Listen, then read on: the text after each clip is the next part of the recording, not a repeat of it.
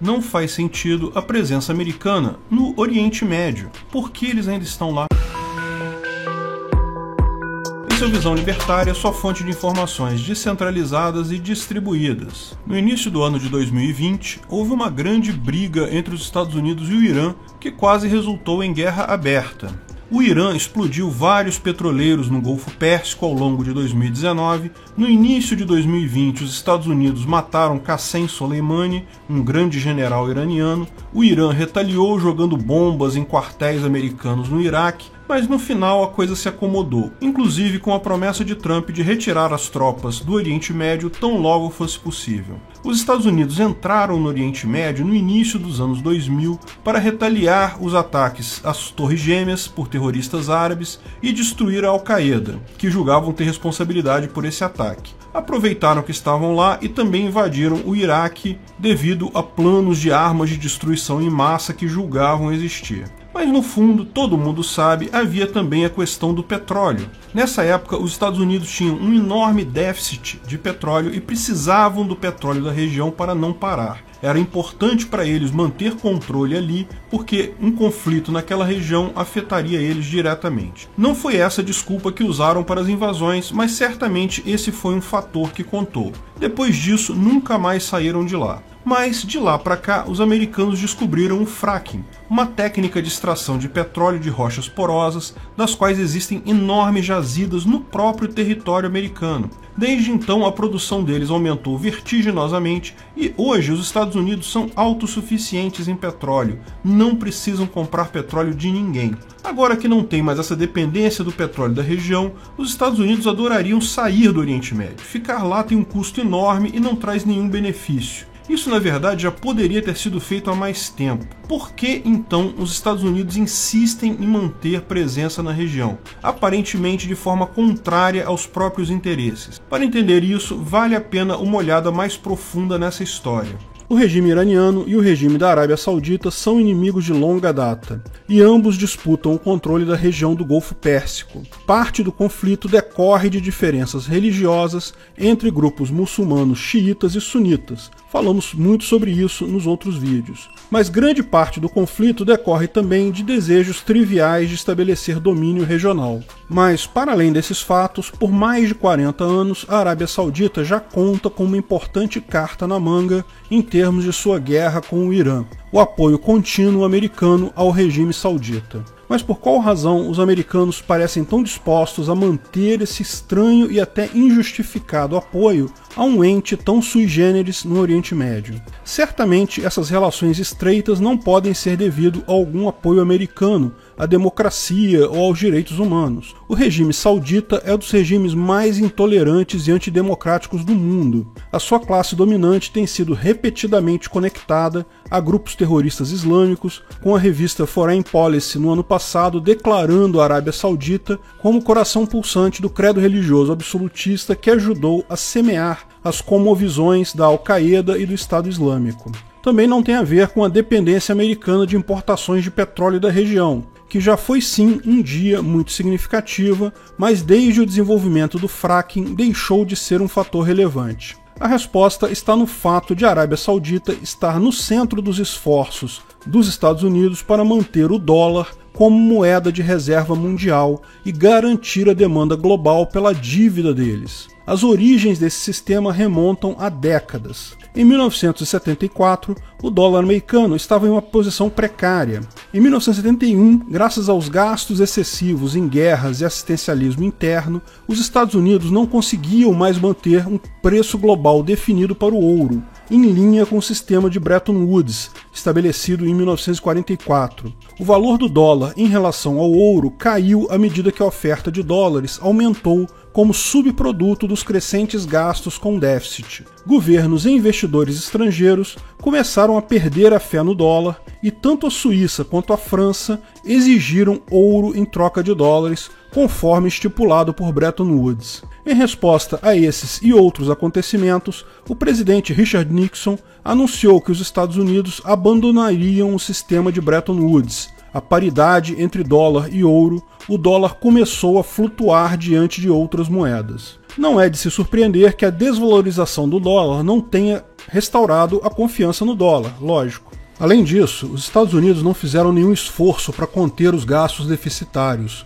Portanto, eles precisavam continuar encontrando maneiras de vender a dívida do governo sem aumentar as taxas de juros. Ou seja, os Estados Unidos precisavam de mais compradores para sua dívida. A motivação para um ajuste aumentou ainda mais depois que, em 1973, com o primeiro choque de alta do preço do petróleo no mundo, agravou ainda mais a inflação de preços provocada pelo déficit que os americanos estavam enfrentando. Em 74, a enorme enxurrada de dólares dos Estados Unidos para a maior exportadora de petróleo da Arábia Saudita indicou uma solução. Naquele ano, Nixon enviou o novo secretário do Tesouro dos Estados Unidos, William Simon, à Arábia Saudita com uma missão. Conforme relatado por Andrea Wong, da Bloomberg, o objetivo era neutralizar o petróleo bruto como arma econômica contra os Estados Unidos e encontrar uma maneira de persuadir a Arábia Saudita hostil a financiar o crescente déficit dos Estados Unidos com sua nova riqueza em petrodólares. A estrutura básica era surpreendentemente simples.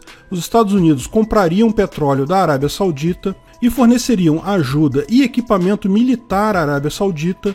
Em troca, os saudistas devolveriam bilhões de sua receita de petrodólares ao Tesouro dos Estados Unidos, financiando os gastos americanos. Do ponto de vista das finanças públicas dos Estados Unidos, isso parecia ser um ganho mútuo. Os sauditas receberiam proteção contra inimigos geopolíticos e os Estados Unidos receberiam um novo lugar para desembarcar grandes quantidades da dívida do governo. Além disso, os sauditas poderiam deixar seus dólares em investimentos relativamente seguros e confiáveis nos Estados Unidos. Isso ficou conhecido como reciclagem de petrodólares. Ao gastarem em petróleo, os Estados Unidos e outros importadores de petróleo, aos quais eram obrigados a usar dólares, estavam criando uma nova demanda pela dívida americana e pelos dólares americanos. Já que a Arábia Saudita dominava a Organização dos Países Exportadores de Petróleo, a OPEP, o acordo do dólar foi estendido à OPEP em geral, o que significa que o dólar se tornou a moeda preferida para compras de petróleo em todo o mundo. Esse esquema garantiu o lugar do dólar como uma moeda de imensa importância mundial. Isso foi especialmente importante durante a década de 1970 e início da década de 80.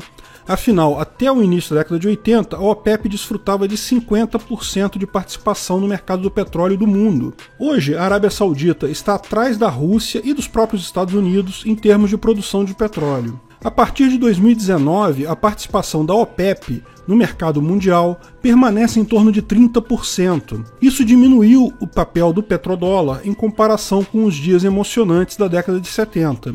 Mas a importância total dele certamente não foi destruída. Podemos ver a importância contínua do petrodólar na política externa dos Estados Unidos, a qual continuou a antagonizar e ameaçar qualquer grande país exportador de petróleo que tentasse acabar com sua dependência do dólar. Como observado por Matthew Hatfield, da revista Harvard Political Review, não é mera coincidência que a política externa americana, especialmente beligerante, tenha sido aplicada nos regimes iraquiano, líbio e iraniano. Hatfield escreve: em 2000, Saddam Hussein, então presidente do Iraque, anunciou que o Iraque estava se movendo para vender seu petróleo em euros, ao invés de dólares. Depois do atentado de 11 de setembro de 2001, os Estados Unidos invadiram o Iraque, depuseram Saddam Hussein e converteram as vendas de petróleo do Iraque de volta ao dólar americano. Esse padrão exato foi repetido com Muammar Gaddafi quando ele tentou criar uma moeda africana unificada, apoiada pelas reservas de ouro da Líbia, para vender também petróleo africano. Logo depois que ele anunciou isso, rebeldes armados pelo governo e aliados dos Estados Unidos derrubaram o ditador e seu regime. Depois da sua morte, a ideia de que o petróleo africano fosse vendido em outra coisa que não o dólar desapareceu rapidamente. Outros regimes que pediram para abandonar o petrodólar incluem o Irã e a Venezuela. Os Estados Unidos estão pedindo mudança de regime nesses dois países. Aqui não se trata naturalmente de inocentar os adversários dos Estados Unidos de qualquer acusação de crimes pelos quais são conhecidos. De fato, todos esses regimes são criminosos, assim como os americanos. Trata-se de fato de contestar o suposto interesse americano de intervir militarmente em países que lhe causem mal-estar econômico. enquanto que outros países tão criminosos quanto, ou talvez mais criminosos ainda, seguem livres até para esquartejar jornalistas dentro de suas embaixadas. Se você não lembra, há pouco tempo atrás, no final de 2018, o jornalista Jamal Khashoggi, um crítico da Arábia Saudita, foi torturado, esquartejado dentro de uma embaixada saudita em Istambul, na Turquia. No ano passado, a Arábia Saudita ameaçou vender seu petróleo em outras moedas que não o dólar se o governo dos Estados Unidos aprovar uma lei que expõe os membros da OPEP a ações antitruste dos Estados Unidos. Ou seja, o regime saudita sabe que tem pelo menos alguma influência com os Estados Unidos por causa da posição saudita no centro do sistema de petrodólares. A Arábia Saudita é um dos poucos países que podem blefar diante dos Estados Unidos em questões como essa. Como ficou bastante claro pela política dos Estados Unidos nas últimas décadas, os Estados Unidos estão mais do que dispostos a invadir países estrangeiros que colidem com seu sistema de petrodólares. Entretanto, no caso da Arábia Saudita, a posição saudita como antagonista do Irã e como terceiro maior exportador de petróleo do mundo significa que os Estados Unidos provavelmente evitarão conflitos desnecessários. Além disso, é provável que as ações sauditas de dívidas e outros ativos americanos sejam significativas. Quando os sauditas fazem ameaça, isso implicitamente também inclui liquidar as ações da Arábia Saudita nos Estados Unidos. Como informou a Bloomberg, a Arábia Saudita também avisou que começaria a vender até 750 bilhões em títulos do Tesouro Americano e outros ativos se o Congresso americano aprovar lei que permita que a Arábia Saudita seja responsabilizada nos tribunais americanos pelos atentados terroristas de 2001. É claro que os americanos deveriam estar ficando menos dependentes de seus credores estrangeiros. Isso deveria ser especialmente verdadeiro com relação à dívida saudita e detida pela OPEP, já que o papel global da OPEP e dos sauditas vem diminuindo em termos de participação global. Mas em vez disso, os Estados Unidos vêm acumulando quantias cada vez maiores de dívidas nos últimos anos. Em 1919, por exemplo, o déficit anual superou $1 trilhão. Em uma época passada em que os Estados Unidos não gastavam tanto, esse tipo de geração de dívidas seria reservado apenas para tempos de guerra e períodos de depressão econômica. Contudo, esse imenso crescimento nos níveis da dívida torna o governo americano mais sensível às mudanças na demanda pela dívida americana. E isso tornou o governo americano cada vez mais dependente da demanda externa por dívida e dólar. Ou seja, para evitar uma crise, os Estados Unidos precisam garantir que as taxas de juros permaneçam baixas e que os estrangeiros desejem comprar dólares e dívidas americanas. O terrível diagnóstico é que os Estados Unidos tornaram-se reféns da Arábia Saudita graças ao velho mal conhecido como keynesianismo. Todo esse impulso ideológico de aumento de gastos que parece ser tão convidativo em tempos de crise gera o bem conhecido problema dos ciclos econômicos. Sabedores de que em algum momento o mercado precisaria recuar e se ajustar à real situação da oferta e demanda, e que tal processo não se dá sem lágrimas pelo caminho, os mandatários da ocasião labutam o mais que podem para protelar os necessários ajustes, enquanto esperam por um milagre ou pelo fim do seu termo como presidente. Empurrar o problema para o próximo presidente é sempre uma alternativa. Se os petrodólares e a reciclagem de petrodólares desaparecessem, isso teria um efeito duplo nas finanças do governo americano. Um declínio considerável na reciclagem de petrodólares forçaria um aumento significativo nas taxas de juros. O resultado seria uma crise orçamentária para o governo americano por precisar dedicar quantias cada vez maiores do orçamento federal para o pagamento da dívida.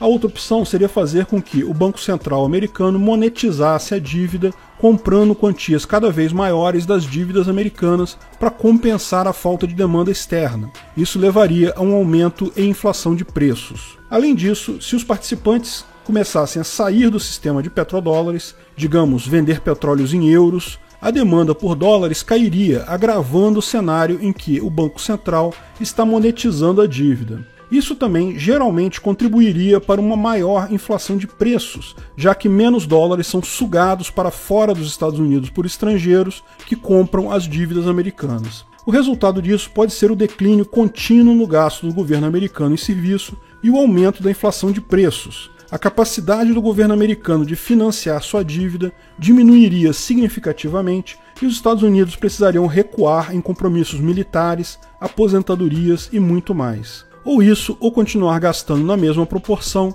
e enfrentar uma espiral inflacionária. Felizmente, esse é um problema da máfia americana, não do povo americano.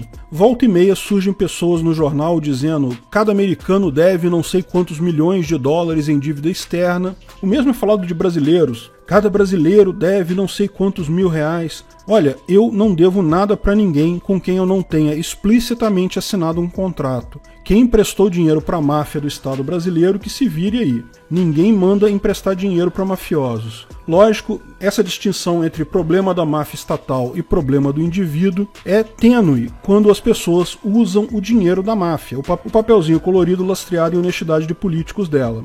Um baque na máfia será um baque em cada indivíduo que ainda usa esses papeizinhos. Mas essa distinção vai ficar cada vez mais notória nos próximos anos com as criptomoedas. E lembre-se, o Irã já falou em vender petróleo por criptomoedas, por Bitcoin. No fim das contas, esse arranjo keynesiano de emitir dinheiro para reeleger os políticos americanos e todos os países, de fato, se revela bastante semelhante a casos de intoxicação por drogas pesadas. O paciente, já dependente e fora de controle, precisa de doses cada vez mais cavalares do tóxico, permanecendo refém do veneno que lhe mata, do qual não saberia viver sem. Abracadabra, demanda agregada. Obrigado por sua audiência. Esse artigo foi sugerido e escrito por Rodolfo Andrello, revisado e narrado por Peter Turguniev. Esse vídeo foi um oferecimento de armataweb.com, cloud e serviços de data center, 100% de compromisso com a satisfação e privacidade dos clientes. Aceitamos Bitcoin, veja o link na descrição do vídeo. Se você gostou desse vídeo, clique no like e compartilhe ele em suas redes sociais. Se inscreva no canal para nos ajudar, clicando no botão vermelho abaixo. Se quiser ser avisado de novos vídeos, clique no sininho ao lado. Saiba mais sobre o nosso projeto no site visãolibertaria.com. Lá você pode sugerir novos artigos, escrever artigos, patrocinar e muito mais. Confira visãolibertaria.com. Até a próxima!